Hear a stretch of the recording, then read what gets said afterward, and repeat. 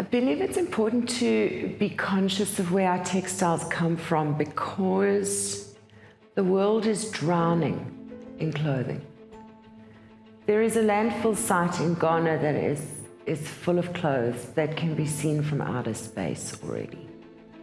You know, when we're putting that kind of a mark on the planet just with our textile waste, we have to start thinking twice.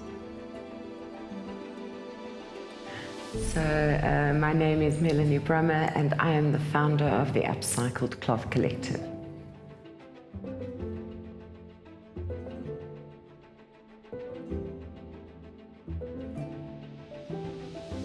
I think it's the infinite potential of cloth to become anything we want it to be.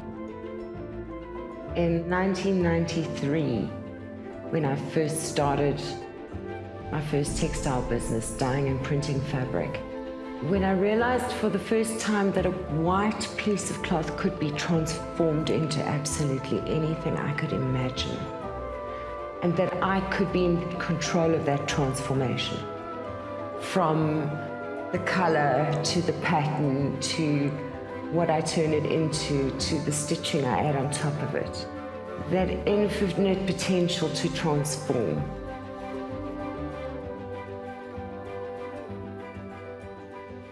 I don't feel I've seen a textile until I've touched it. So for me, it's a very immersive experience. It's not just seeing it, it's knowing how it feels. And the fact that it's such an integral part of our lives. Even people who think they aren't connected to their clothes are, because nobody would leave home without them in the morning. You know, even if your wife dresses you, you still won't leave without it. I used to do workshops into the corporate space where I would teach corporates how to tie-dye t-shirts. And corporates would very often backpedal. It would be like, oh no, this is for hippies, this is too much color, all of that. And some of them would kind of hide behind that defense of, oh no, you know, clothing's not my thing. And then I would say to them, well, would you leave home without your clothing in the morning? And you can't tell me it's not your thing. It's something you take with you to work every day. It's got to be your thing. You know, so I feel that we are all connected to our clothing in some way or another, even if we don't believe we are. And for me, my clothing is a very, very, very personal journey of who I am, what I like, what I do, what I believe in, what I love, how design inspires me, all of those things. I get to experience so many parts of my creative soul through textiles.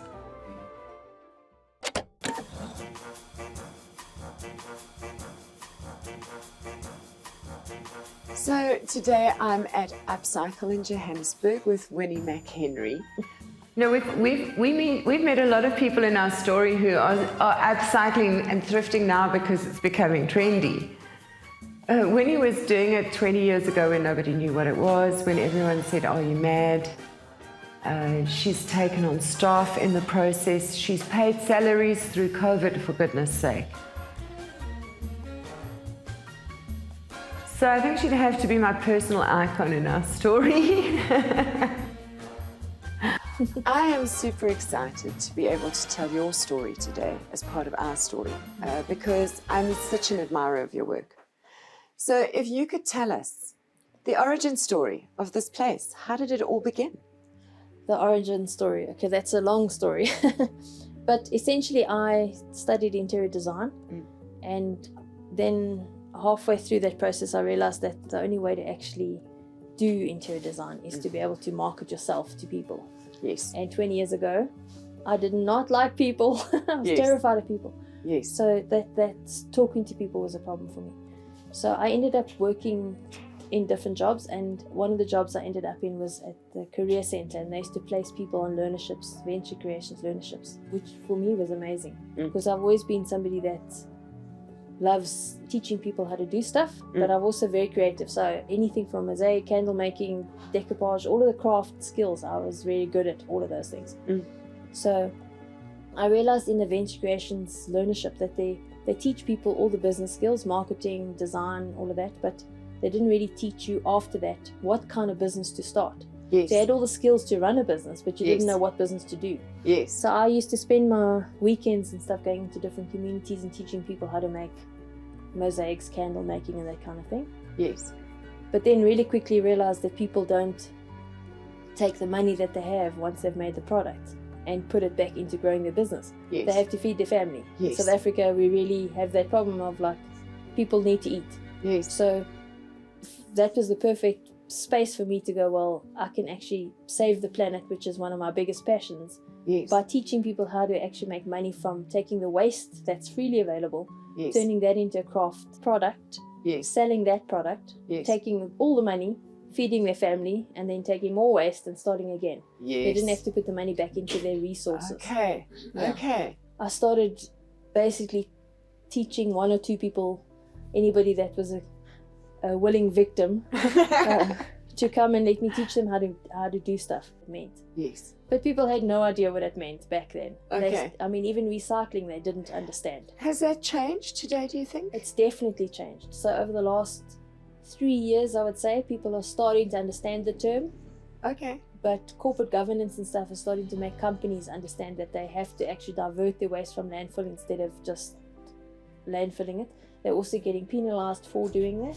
Okay. And the DTI is also trying to make sure that people find other solutions rather than landfilling it. Okay. That's so interesting. Yeah, and also with the circular economy kicking in and all of that, Yes. there's been a lot more move towards green. Yes. So companies are starting to try and be more green, and so now the term upcycling is like everyone's doing it. So Yes. everyone's like, oh, you should upcycle. I'm like, yay, people are finally understanding what I've been trying to tell them for the last 20 years. So that's kind of how we ended up here, is teaching somebody, getting them to make product.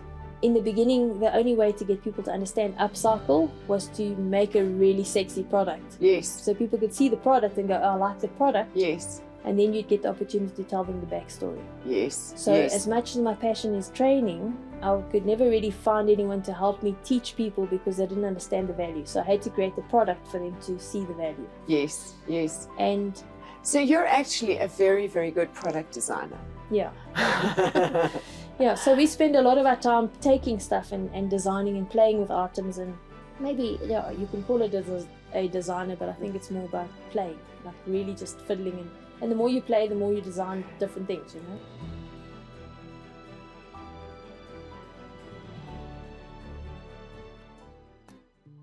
In a country where the government doesn't know how to create jobs, we've got a business that's creating jobs for so many people in a very, very fundamental way. They offer such a wonderful opportunity for people to be dignified and create their own jobs. So I can walk in with my $200, I can buy something, I can turn my money over, come back, do it again. And the dignity in that process that it gives everybody, that anybody out there can start a business. We have been in these buildings since 1997. We started the business up in 1996, and yeah, it's just evolved since then, and it's a business that we have great pride in, because what it does is really round about the upliftment of social communities and the empowerment of local communities and anywhere in the country. We in fact have customers that come from everywhere in South Africa, as far as Botswana, that come and buy from us. And the purpose behind them buying from us is to buy the coats and go out and resell them. Okay. So that's our main aim of the business, is the social upliftment of social communities. We came across this niche in the market, or I came across this niche in the market, where there was this opportunity to sell these coats, and with the consent of the DTI and ITAC, I managed to get permits to import the worn overcoats. They're very specific. You cannot import second-hand clothing into South Africa. It's completely prohibited. Okay. So denim jeans, t-shirts, blouses, anything like that is illegal in South Africa unless it's used as a cutting wiper. So you might go out and find thrift stores or guys selling in Johannesburg second-hand clothing. What you have to be aware of is anything that you purchase from those organizations or companies or individuals that are selling that is that stock has actually been smuggled into South Africa. Okay.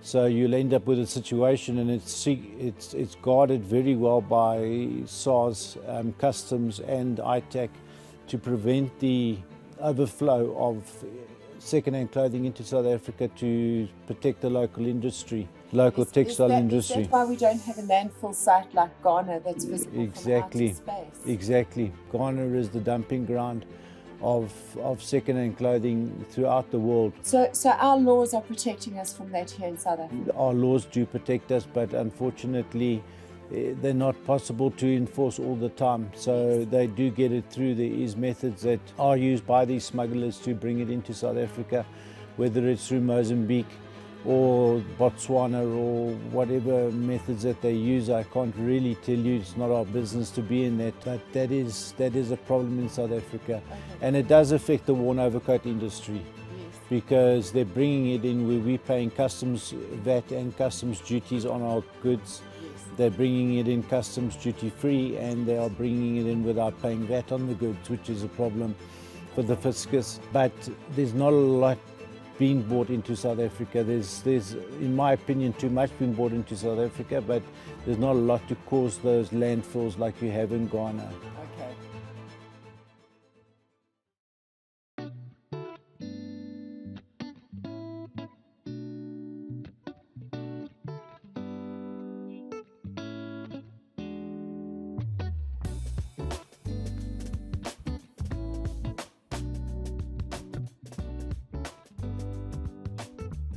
Okay, so it's quite an interesting trend that we've seen in the charity shops that we've been through in this process, is to see how they make the most of the resources that are given to them by their donors.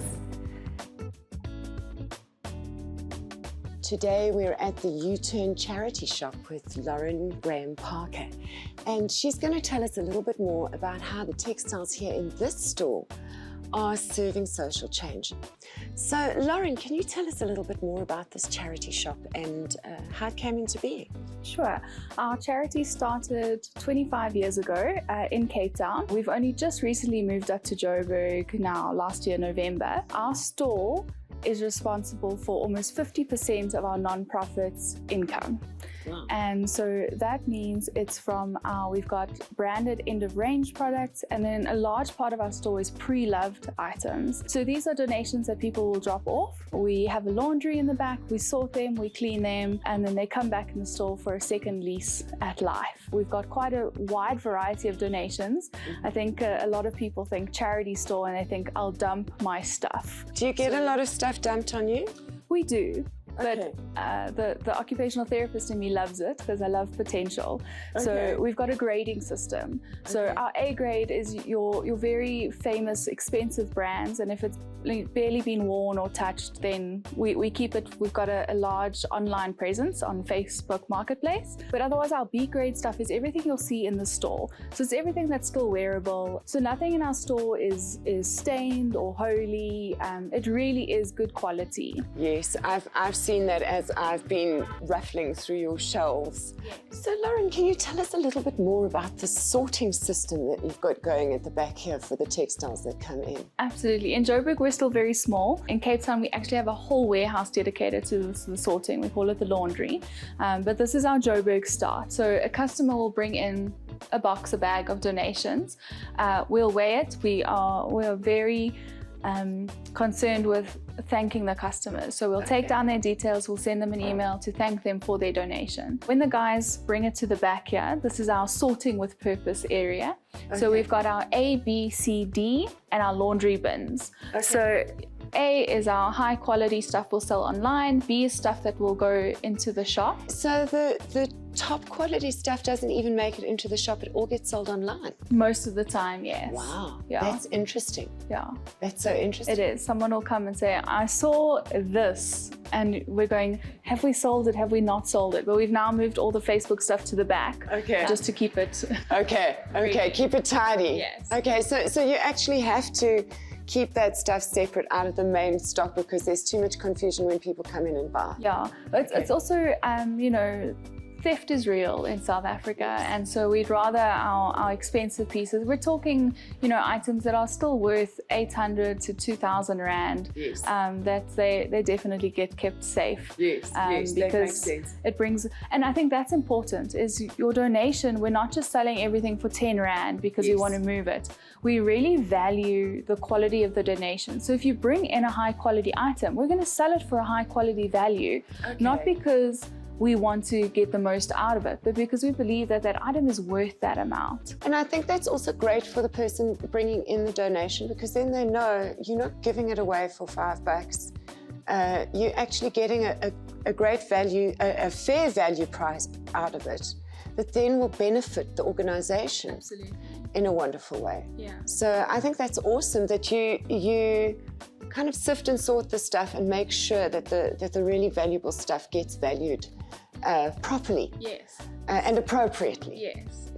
And then our B grade stuff, so we've got a whole system at the back here where once we've called it a B grade, it then gets separated into ladies' long pants and shorts and dresses and skirts, just to help with managing the stock of the store. So we can say, oh, we're really short on dresses, and we can go and we can pull dresses. Then we've got our C box, which is again stuff that we can't really sell for a good price, and so we'd rather it make an impact for someone who's living on the street who doesn't have any.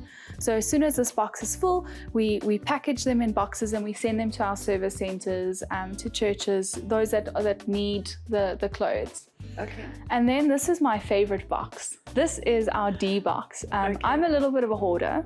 Okay. But I love the creativity that comes from not having resources. So we'll often get stuff that it is not wearable, but it still has purpose, it still has value. So a lot of the things in our D box will go to ragging, for hardware stores, or we'll make dog beds, blankets. We get a lot of denim scraps, in which case we've started making denim aprons, denim like a dungaree. Oh, yes. And those are very popular, especially here in Melville. Okay. So you make them here and then you sell them in the store? Yes. Okay. Yeah. So it's giving them new life. We've had people offer to come and do workshops with us where we turn some of these very small scraps into shoes and into earrings, and really just to give it like its last lease on life. So you mentioned it's your favorite box. Yes. Why is it your favorite box? I think because I love to see something that has potential. Yes. Because if I open it now, it's a piece of material. It might be this small, but it could be something that changes someone's life. You know, it could be a shoe. It could be a bed that goes to the SPCA for dogs to sleep on. It could be a Mother's Day gift long down the line as an apron. Yes. And it's something that as a consumer society, we just toss, we just throw away. It ends up in landfills. And so for me, it's something to say, it still has value. Yes, I might not be paying as it is a lot of money for it, but it has the potential to become something. And I think that's really like, it's our view of U-turn and the guys that we work with and the ladies that we work with. We're not saying that they're there to be thrown away and tossed aside, that they're useless. It's seeing something in them and creating something more. And I think that's, very important.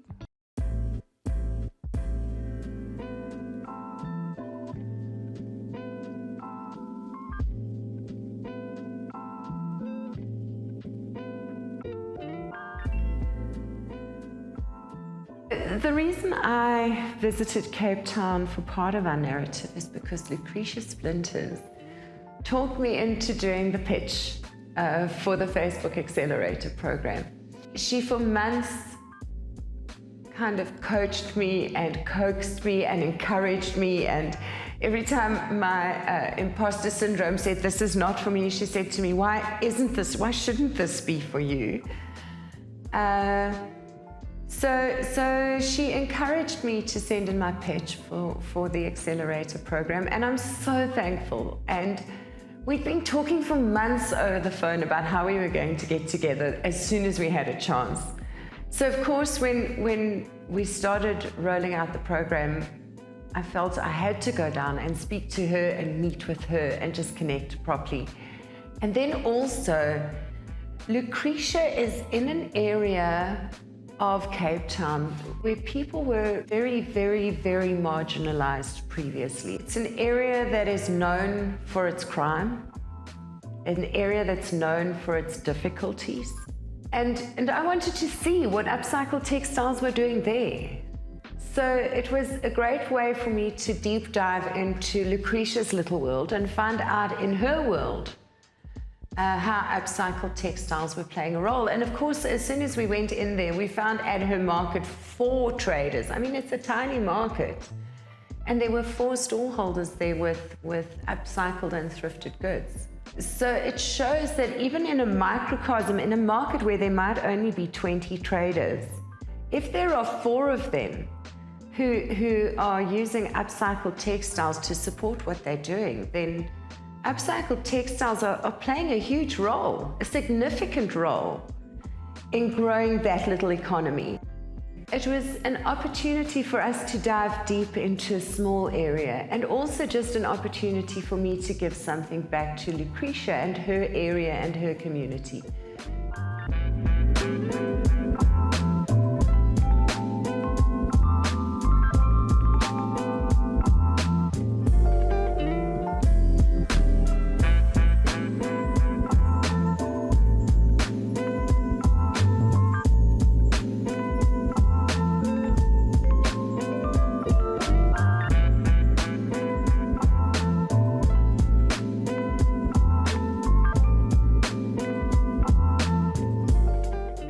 So Lucretia, you were in the 2021 cohort. Yes, and thank you, Melanie, for having me. It's so great to meet Melanie, finally, for the first time. The accelerator was probably one of the most amazing experiences of my life. It helped to empower me and people, you know, a community of people that really needed the resources, you know. And for me, you know, also just having the online community's experience and translating it into the offline world, you know, just having the opportunity to support, you know, where we can, and also to help us to be sustainable as communities, whether you're a general community or running a group that supports the fabric footprint of the planet, whether you run the largest octopus group and club in the world.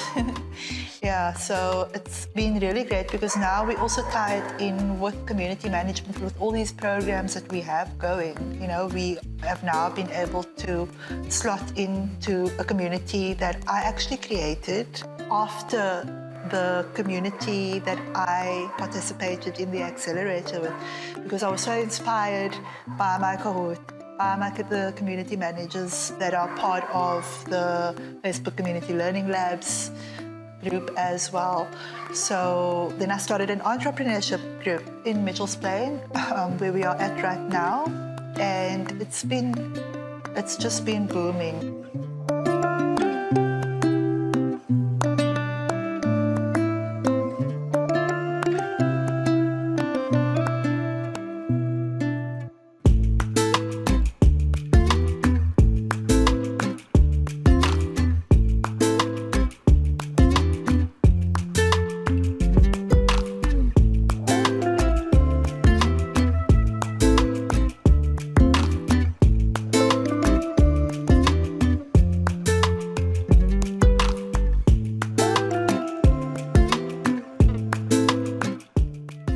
If you are out there wanting to start a side hustle with upcycled textiles, there's a whole bunch of different ways you can do it. I've seen people just approach their friends and family and say, listen, I'm starting a little thrifting business, give me your old clothes that you don't want, and very often that's a good enough way to start a business. I've seen people start with their own clothes. They end up with a wardrobe of clothes that they no longer wear. You can find local markets. You can find where they import bales of secondhand clothing. I've seen people start businesses by just buying and selling the clothes exactly the way they are. Or you can completely transform them into other functional items and other styles of garments, which is also a great way of doing it. I would recommend that you start online with your marketing though, because it seems as though online is working for a lot of people.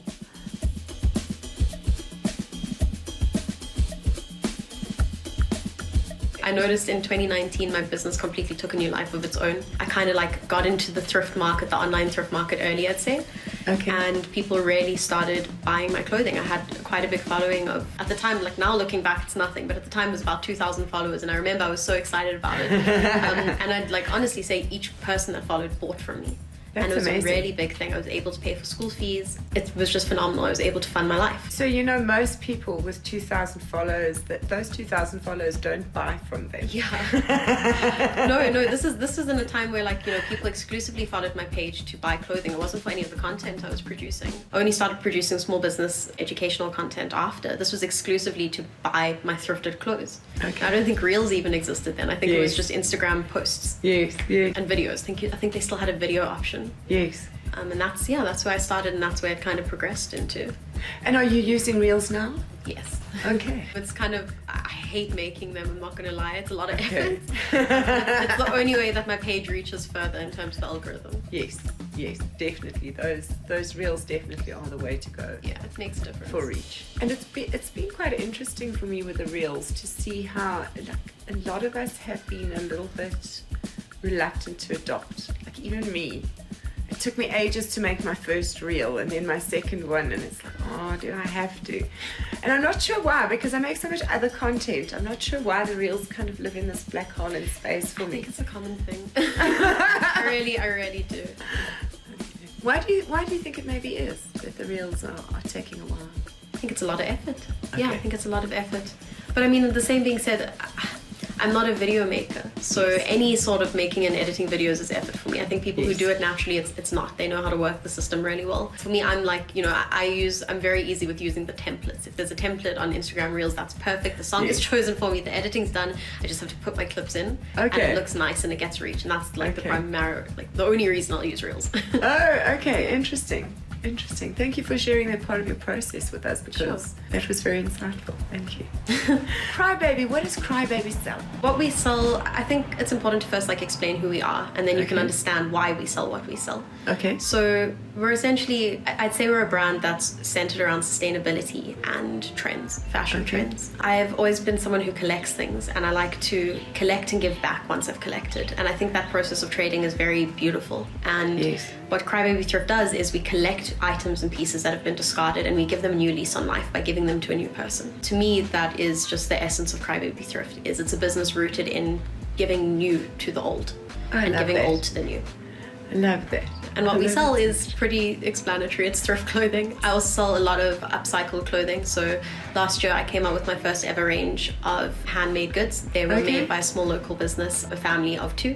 Okay. And it was made from curtains, from tapestry curtains Yes. that were recycled into corsets. Oh, amazing. Yeah, and those really did nicely. Like I think I made 80 and they sold out at our market, like completely sold out within incredible. one day. Then That's we made them incredible. out of bath sheets as well, and we did another run with lace. I think like those doilies, Yes. or like tablecloths. It must have been a Yes. tablecloth because it was very big, but it looks like a big doily. Yes. But one of those lace tablecloths, also made into corsets. Amazing. So we also do upcycled goods and a lot of vinyl printing and screen printing as well. Okay. So I buy off-cut clothing or clothing that's damaged that would have gone into a landfill, that's referred to as like landfill clothing. Yes. So I'll buy from people who buy from big shipping containers. Okay. And then I screen print onto them or vinyl print onto them.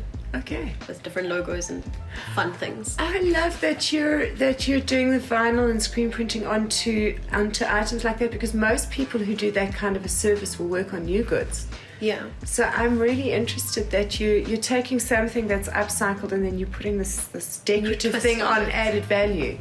Yeah, I think the thrift market has really become very oversaturated, which I think is incredible from a business point of view and from just an awareness of sustainability and what thrifting can be and what having a business can be. I think that's phenomenal. But obviously, the market being saturated, the demand kind of goes down a little bit. There's more variety. Yes. And what I wanted to do was I've always been in a space very similar to Ruby, where I've always understood that if my market changes, my business has to change. Yes. And I noticed the market and the demographic I was working with had started shifting. Yes. And I knew, okay, I need to follow this to sustain my business and to sustain my life. Yes. And I realized that I'm quite a funny person. I like to consider myself as hilarious.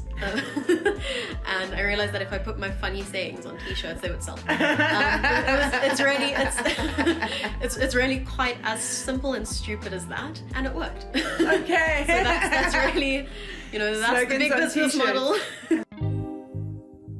The young entrepreneurs that I met at Picnic and Thrift were absolutely amazing. They were fantastic. And what I loved about them was their youth and optimism and their readiness to step into entrepreneurship.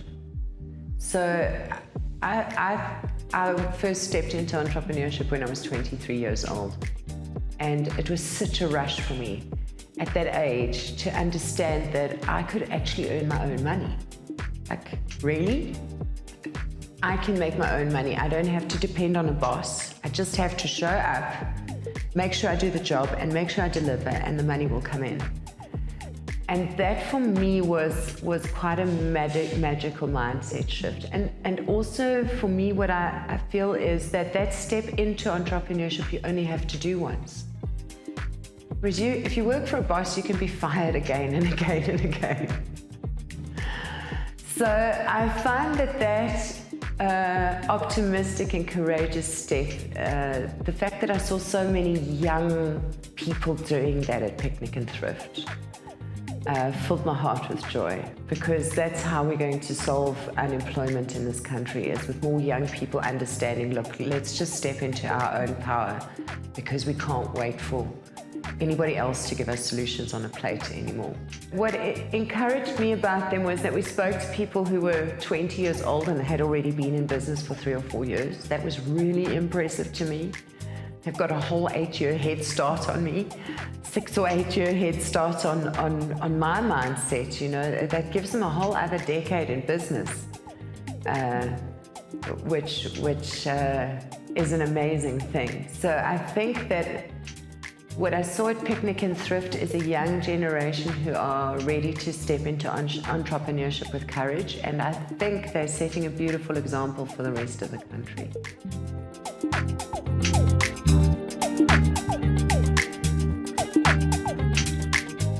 In the early 2000s, when I really got into the fashion industry, for fashion designers to get together and talk about something, we all got together at a bar one Thursday night once a month and compared notes. And sometimes there would be one guest speaker who would come in and give us information. And in fact, it's quite ironic, because it was at one of those meetings that I first heard about Facebook. I was first introduced to Facebook by a fashion designer in one of those meetings. And today, your entire fashion industry can get together in one Facebook group and have a conversation about any topic. You can find your suppliers way easier than we used to. You can compare with supplier pricing. Designers are not working in silos in the same way that they used to. And then, of course, depending on who your target market is, technology is a great way of selling your products these days. So there's Facebook Marketplace. You can create your Facebook pages. You used to have a website to have any kind of presence. Now you can create a Facebook page for free.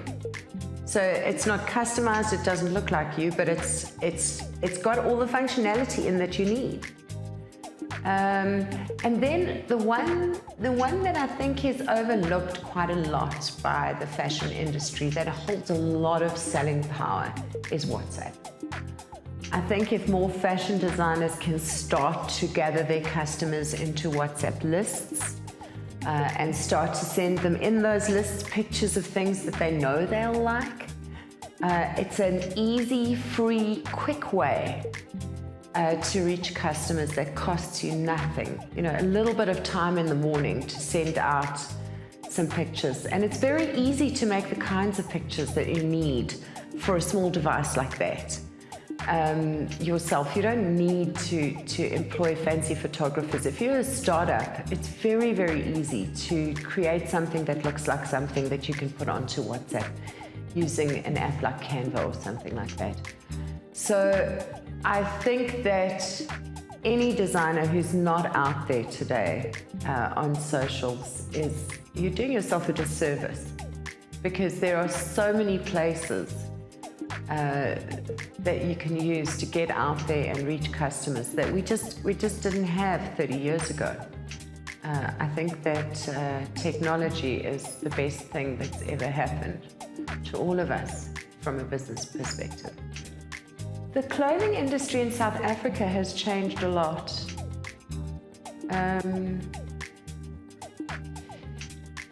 Cheap Asian imports have killed us. We have almost no clothing manufacturing sector.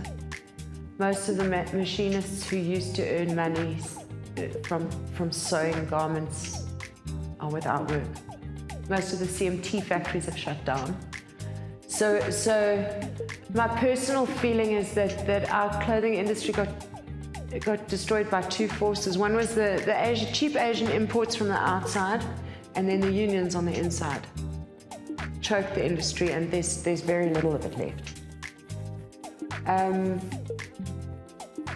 In my mind, we're at that inflection point where things change.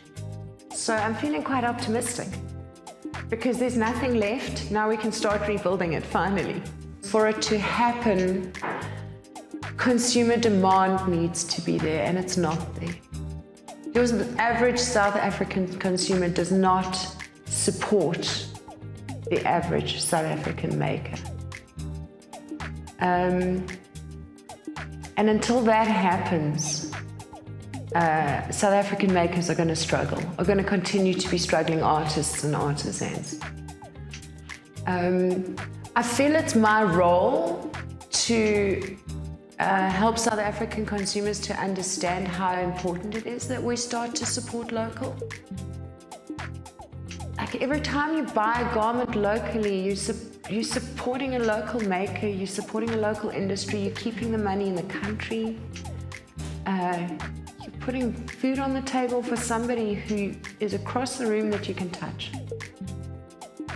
And I think that we need to start caring about that. You know, not just making these kind of impersonal purchases. It's just product, we don't care where it comes from. So I think that the opportunities are changing, because we now have the internet, we now have technology that's supporting us. Small designers can make a huge name for themselves just using Instagram these days. So I think opportunities have changed a lot. There's a lot of work we still need to do. And like I say, I'm optimistic, because it's work for me to do. It's work for all of us to do. It's a place to dig in. It's not something to have despair about. There's a massive need in the market. Let's fill it. Imagine how many jobs we could create if all South Africans started focusing on buying local, buying handmade, buying artisan made. That would really warm my heart. And imagine how beautiful we'd all look in artisan made clothing. It would be so gorgeous. What a rich feast for the eyes. Every time you walk down the street, you just see all the stuff. So when you speak to anyone in our group, they'll tell you that upcycled textiles came from generations back. During the war, And before that, you know, people always valued textiles more highly many years ago because it wasn't so easy to produce. These days it comes off rolls so cheap and fast. So it was more mindfully made, it was a better quality, there was less of it, and we valued it for longer.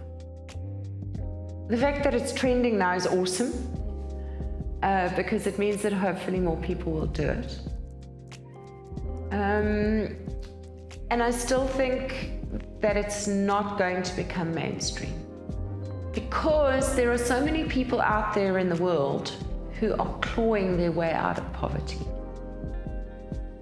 And for them to be seen with something that has a hole in or that's needed to be mended is almost an admission of defeat. When you have people who are aspiring to get out of poverty, they will aspire to shiny things. And it's not my place to say, you can't have that thing. I'm not sure how we're going to tackle the challenge of making people more aware. And we're starting with the group. You know, the group's a friendly place. One friendly project at a time. Look what I'm doing, maybe you like it too. I do think that technology is supporting us to grow the message. I do think that for a while, upcycled is going to be trendy and cool.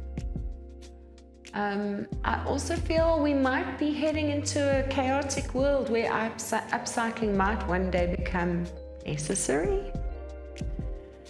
As resources become fewer, I don't know, unless we all just walk around in plastic. Polyester's a thing.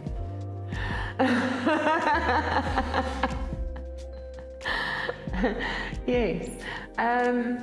Yeah, I think textile upcycling is becoming more fun because we can do it together in groups. We can learn from each other. We don't have to work in silos anymore. We don't have to be that freak in the family. We can find other freaks online who we can hang out with.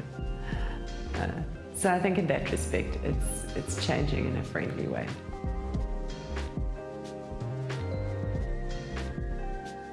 For me, I'd like to challenge every South African to buy local, pick a handful of local designers and artisans and just support the hell out of them.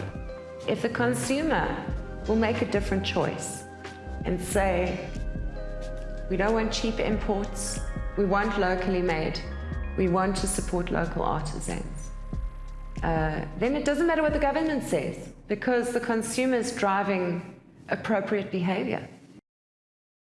That's how we can change the world.